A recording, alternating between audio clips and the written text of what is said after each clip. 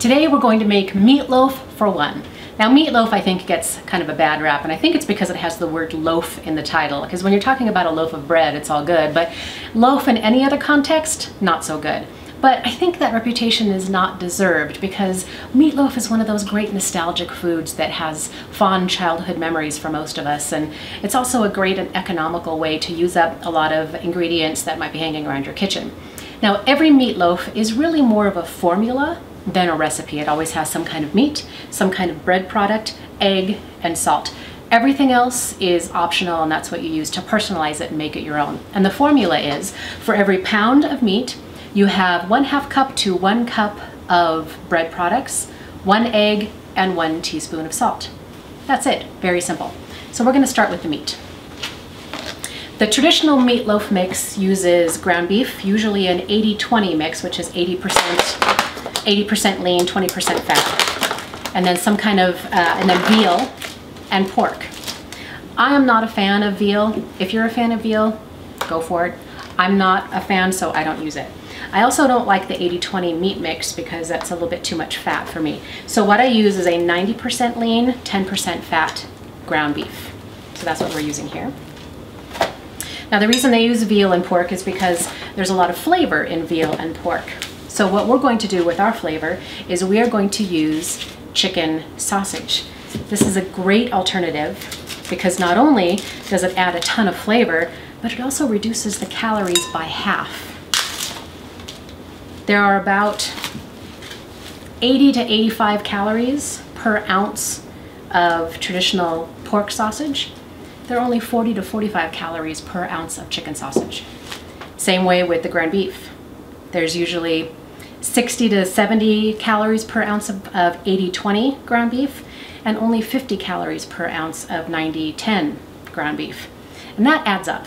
So we're gonna try and use as lean a meat as possible so that we can save on those calories.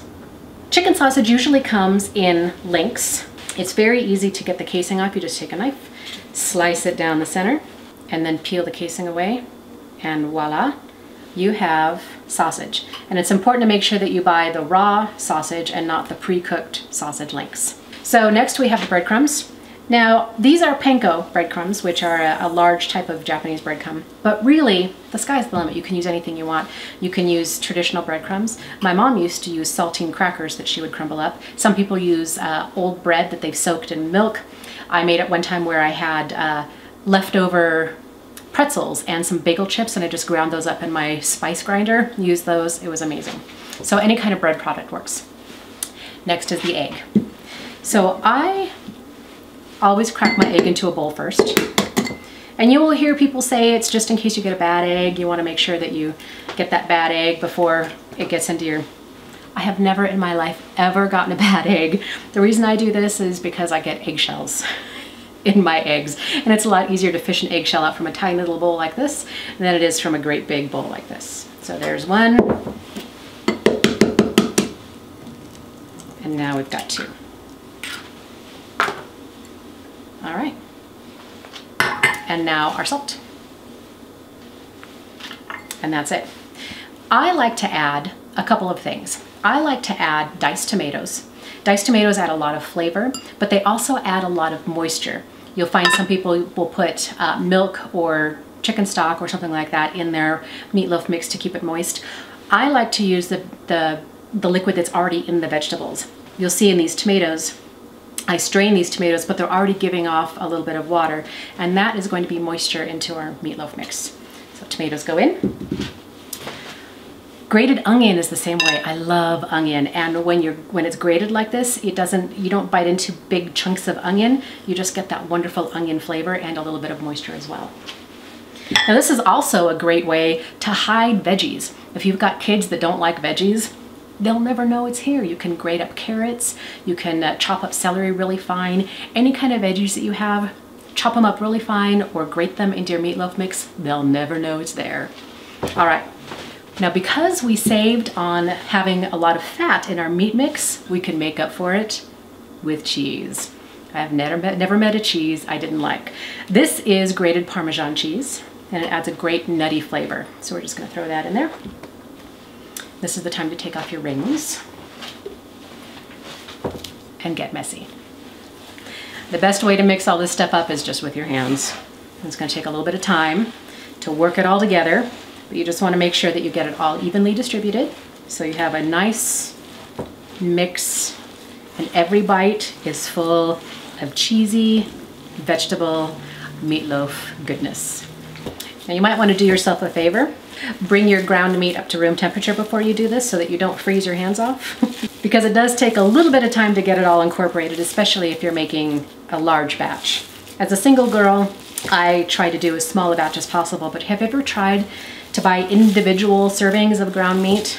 They serve it in 1 pound portions. And if you're using a couple different types of meat, then the minimum amount that your meatloaf will be is 2 pounds. You know how long it will take me to get through 2 pounds of meatloaf? Well, we're gonna fix that later. I'll show you how. I had this little bit of vegetable stock waiting on the side, just in case the meatloaf wasn't moist enough. You can tell if it's not moist enough, it's not gonna stick together.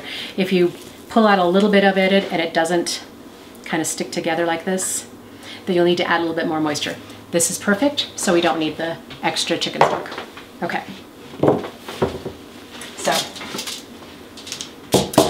I have a friend that's coming over for dinner, so I'm going to make 2 meatloaves. The serving size of protein is about 3 ounces, which is about the palm of your hand, or about the size of a deck of cards. So I'm just gonna freeform this into a loaf size. You could also use mini meatloaf pans. You can use ramekins. You can use muffin tins. You can use whatever type of small dish you want, or you can just do what we're doing and put it on a cookie sheet. And have you ever seen meatloaf that is done the traditional way? It's kind of got that meatloaf soup mixture on the bottom of it after it cooks. It's disgusting. Well, that's one of the benefits of using the extra lean ground beef and the turkey or chicken sausage that we used. You don't get that. So we can put it on a loaf pan or on a sheet like this, and we don't have to worry about a lot of runoff. So I have our 2 mini meatloaves prepared. So we're gonna cover these guys. Just gonna tent them with foil. I'm going to cook these in a 350-degree oven until the internal temperature reaches 160 degrees, and then we're going to take them out and we're going to glaze them with our luscious glaze. So now we're left with the question of what to do with the rest of the meatloaf mix, because I hate wasting food. For me, wasting food is wasting money, and I hate wasting money. So we're going to do a couple of things. We are going to pre-make individual meatloafs, and we're going to freeze them in these freezer bags. It's a bit of a process to get all this stuff done, but then once you have them in the freezer, you've got meals that will last you for a couple of months in the freezer, and you can pull out whenever you have that hankering. Just pop them right in the oven for at 350, just like we're doing now. And you've got a home-cooked meal. We still have some meatloaf mix left, because even I can only handle meatloaf so often before I get sick of meatloaf. So we are going to make some meatballs. There are a lot of great recipes, a lot of great things that you can do with these little mini meatballs. Now you can either cook these now and then put them in the freezer already cooked, and that way you can just pull them out of the freezer. All you have to do is thaw them and heat them. Or you can do what I'm going to do.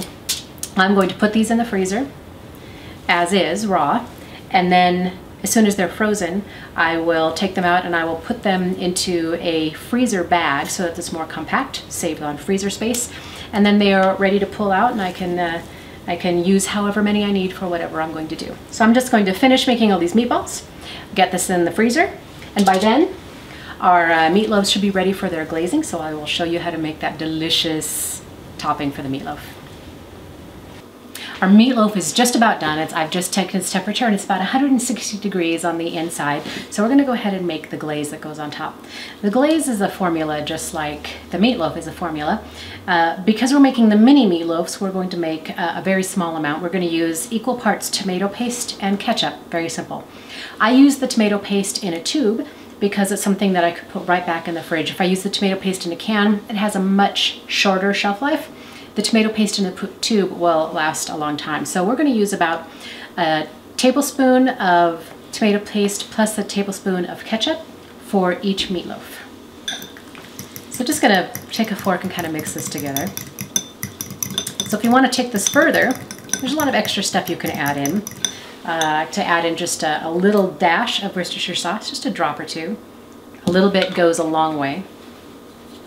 And then I love Dijon mustard, so I'm gonna put a little bit of that in here as well. Just a little tiny squirt.